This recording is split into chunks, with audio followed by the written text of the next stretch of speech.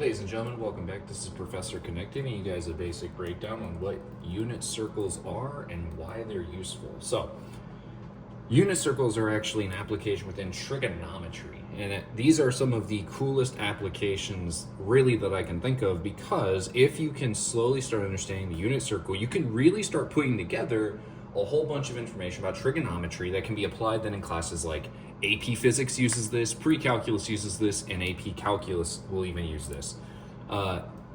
So, first of all, I want to start off with what the heck a unit circle is. So, if you see, a unit circle is going to be a circle that is graphed onto a graph that the dimensions of this graph are always going to be exactly 1 unit out in every direction. So like this guy will be 1, 0, this guy up top will be 0, 1, this guy off to the side will be -1, 0, and this guy down here will be 0, -1. This is actually why it's called a unit circle, is because it's exactly 1 unit large. Now, if I were to take just one piece of this out, like up here, and I plop it down, the unit circle breaks down this circle into different triangles that are really common measurements. One thing to note about this is that every single one of these triangles tries to take this side and make it the hypotenuse, which means the hypotenuse is always going to be the radius of the circle, and the radius of the circle will always equal 1. So this is where things can be a little challenging at first for students, because I'm saying that the radius is equivalent to the hypotenuse, and both of these are always going to be equal to 1. So now, I'm sure what you're thinking is, okay, so what's the point? Why in the world are we here? Well, because in previous videos we talked about a radian, a degree, and all this other stuff, and this is going to be a video that's going to help us cover really common measurements. So for example, if I look at this guy, right, let's say that this very first one, let's say I make this angle 30 degrees, okay? So if it's 30 degrees, if you were to do the conversion using the last video that I kind of put out where we kind of did unit conversions, you would know that this 30 degree mark should be pi over 6. 30 degrees should be pi over 6 radians. So this is actually its radian measurement. So what do I know about this then? Well, I know that this angle is equal to pi over 6, and using this method, I can actually figure out x and y respectively of this triangle, and it actually follows a pattern. 30 degrees actually is a really common triangle, because if I have a 30 degree angle in one corner, like if I just redraw it up real quick, if I have 30 here and this guy is a 90, that means this last angle has to be a 60 degree triangle, because we should know that a triangle can only comprise of 180 degrees. So now I know the type of triangle I have. So these are actually gonna be really common types of triangles, because if I were to graph these, each of these would have dotted lines coming down to their respective axis. And this would give us a triangle, a 30 degree, a 45 degree, and a 60 degree. So with that being said, I could actually solve for this. I'm gonna show you guys one solve up real quick. If I were to take, let's say this guy, I want this side length, so I would say cosine of pi over 6, if I'm in radians, or 30 degrees, is equal to SOHCAHTOA, so x over 1. Which means I could actually solve this out real quick. If I punch this into a calculator, I could say cosine of pi over 6.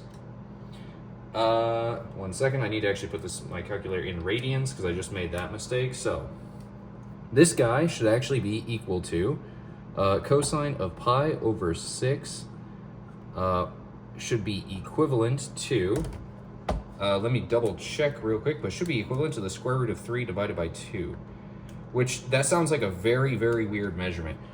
How in the world do you know that this is that?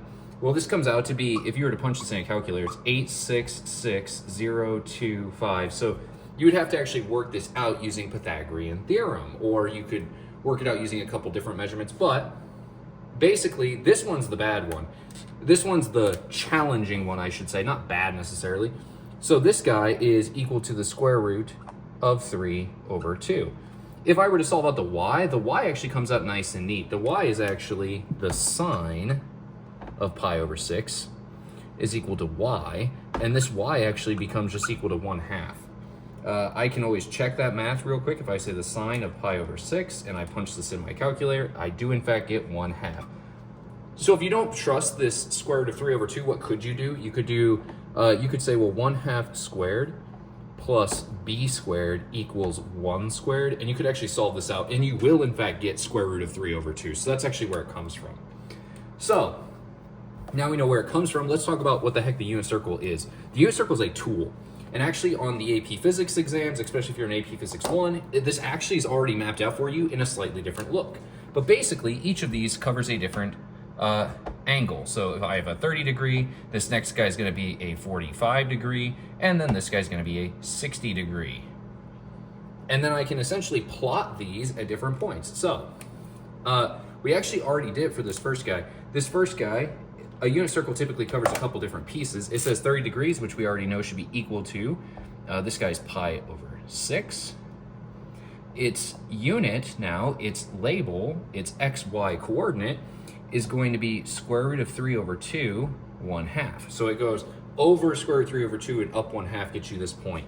Now, if you were to redo this for this next guy, for this 45 degree square root of 2 over 2, comma, square root of 2 over 2, and 45 is equal to pi over 4 is the angular equivalent in radians. And if I were to do a 60 degree should be, first of all, it should be pi over 3 for this guy. And if I were to plug this guy in, you'll notice something interesting. He becomes the flip of the other. It's actually because this guy is also a 30, 60, 90 triangle, but instead of laying long ways, he's standing upright. So that means this is actually reflected. So what other things could you have of note? Like, what other things would be good to know here? If I'm actually at the origin, if I'm at the first point on my circle where 0 degrees would be, quote unquote, this guy is actually gonna be 0, 1.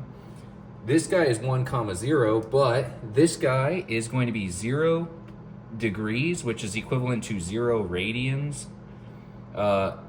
And this guy is also, to make one full circle, is 2 pi radians. So it's actually not only 0 radians, but it's also 2 pi radians because it makes one full rotation.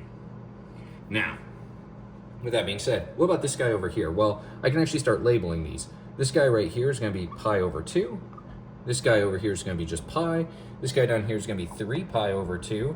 And what you're going to notice, this guy down here should say 3 pi over 2, but what you're going to end up noticing here is that all of these guys will interconnect with each other.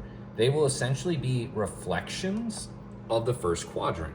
What do I mean by a reflection of the first quadrant? I mean, if I come over to this side, okay, if I come over here, this is going to be the same exact, like, numerical value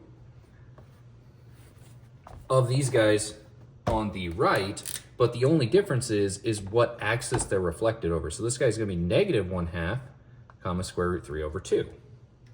So it's the same numbers, but now my x is negative. And it's actually going to be repeated that way throughout this whole thing. So my next guy is going to be negative square root 2 over 2, comma, square root 2 over 2. So there we go. That gets us our next one. And you can repeat this process over and over and over. So the last thing I want to cover here is then what the heck are the rest of these angles? Because if all I need is the first quadrant to do all my reflections, which is true, then what the heck are the rest of these angles coming all the way around? Well, so if I were to break these down, I have anytime I want to continue, I can say, well, if this is pi over 2, if I want to go from pi over 3 to pi over 2, well, he is at 60 degrees. To go from 60 to 90 is adding a pi over 6. It's actually adding a 30 degree mark. So if this was 60 degrees plus 30 degrees, it equals 90 degrees, which is how I figure out that this is pi over 2. If I were to add these two together, I do in fact get pi over 2. So what do I do here? Well, this is an additional 30 degrees. So what I'm gonna do is I'm gonna do the same exact process, but I'm gonna add another pi over 6. So I'm gonna take pi over 2 plus pi over 6. I'm gonna add these guys together. If I do this, I could just say, well, this is 3 pi over 6 plus pi over 6, and I end up with 4 pi over 6, which can be reduced down to 2 pi over 3. So what you're gonna end up seeing is that these guys are just gonna keep getting closer and closer and closer until we basically hit our mark. So that gives us a really basic breakdown over all of these different points like I said, the big thing is that if you know the 4 points, if you know 0, pi over 2, pi, and 3 pi over 2, and you know the first quadrant, you can actually mathematically figure out the rest. If you know these coordinate points, you can also figure out the rest using reflections, right? If it's reflected this way, the x is negative. If it's reflected down here, both your x is negative and your y is negative. And if it's only reflected on this side, your x is normal and only your y is negative. So this actually gives you guys a little bit of a breakdown of how those reflections actually work. And note, when I'm talking about these, I'm talking about the coordinates, how the coordinates are reflected. So that's these values right here. The angles, you're either gonna have to memorize or you're gonna have to like slowly piece together how these work. So you're gonna say like pi over 6, pi over 4, pi over 3, pi over 2. If you can know this unit, you can start adding them on, right? You can add a pi over 6. Or inversely, if you don't want to go to this one, but you want to go to your pi over 4, instead of adding pi over 6, you just add a pi over 4. And then you can figure them out from here. Like I said, I'm trying to keep this video a little short. That's a basic introduction to unit circles. It's a very complex topic. I can definitely break this down in another video at a future point, especially if people say that they would like to see more examples or how this is actually useful. I just want a breakdown of what the heck this is because it's used in a lot of different classes. In AP Physics, you're just given a table, for example, and just expected to know how to use the table, not even told where this all comes from. So hopefully this is a good review for those students. This has been Professor Connect. I hope you enjoyed the video, and I hope to see you in the next one.